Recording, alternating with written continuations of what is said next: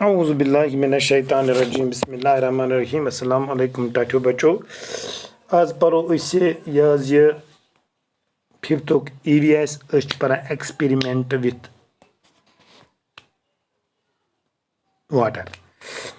Az paro what dissolved, what did not.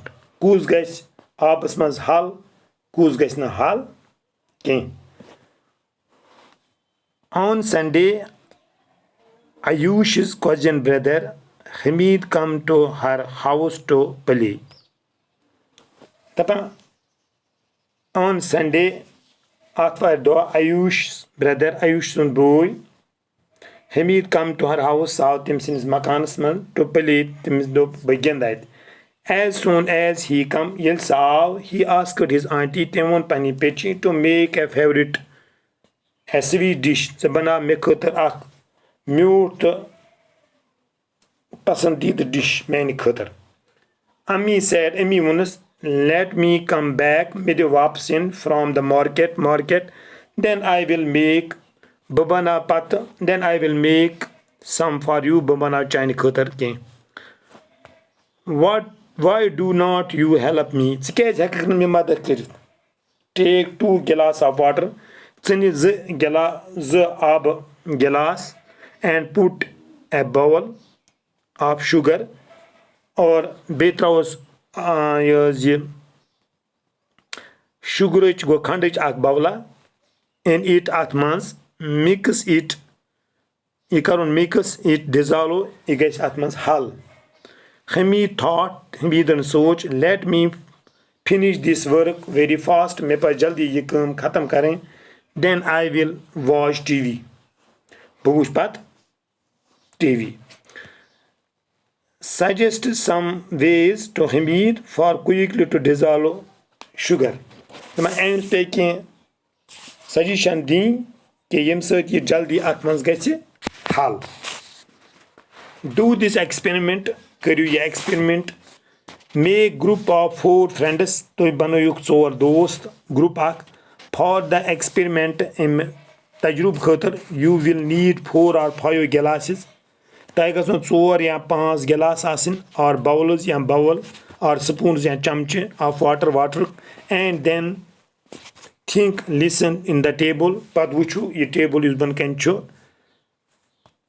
Take some water in each glass pat amu 4 glass man yutu pratkun glass man water then try to dissolve pat kuru to dissolve atmas one thing in one glass ekis glass man trao is ak. Observe that what happened and not in this note in the table.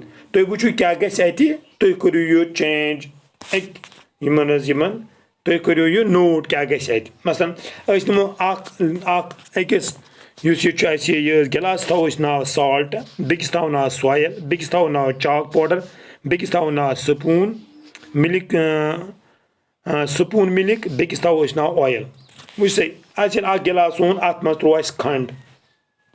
Ais wucho khand gasa dissolve kin 2 minutes karo is check. I said wuchan ch khand yutu is trawan abas man after 2 minutes salt il trawan abas man yel is trawan ch noon or ye gasa atman dissolve ye gasa atmas hal 2 minutes man gasa ye completely hal.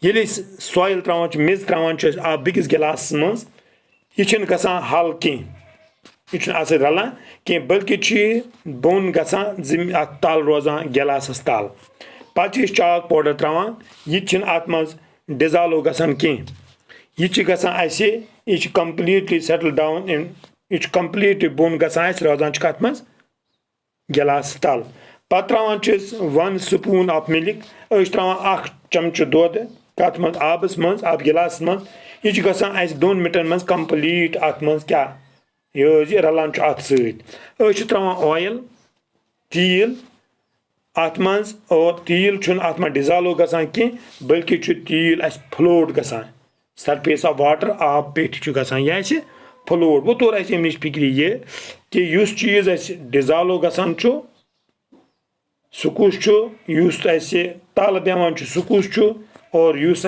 पेट पकान आबस सह कुछ Chu az go itu insha. Acha purchase. Tell.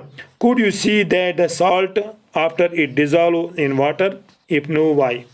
Dapa could you see tai which one? The salt after it dissolved in water. Yel tai it dissolve go atmas water. Yeli atmas ralya abasud. If no, why? Agar na ralya ki kya ralya ki? Magi shurala?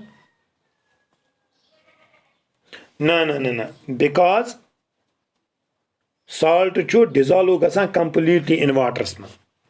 Does the mean that now the water does not have salt? It has. If it has, then where is the salt? Does that means that now the water does not have salt? तो छुआ एमिक मतलब गो ये कि आबस छुन नून की अगर आब छु नून तल कोत गो नून दसा ये तल कोत गो नून दस मगर आब छु आबस मन छु ये नून बराबर ये गो अतमा डिजालो तवे छु नसीम अत इमा कि आज गो इत इंशाल्लाह करो बेस सलाम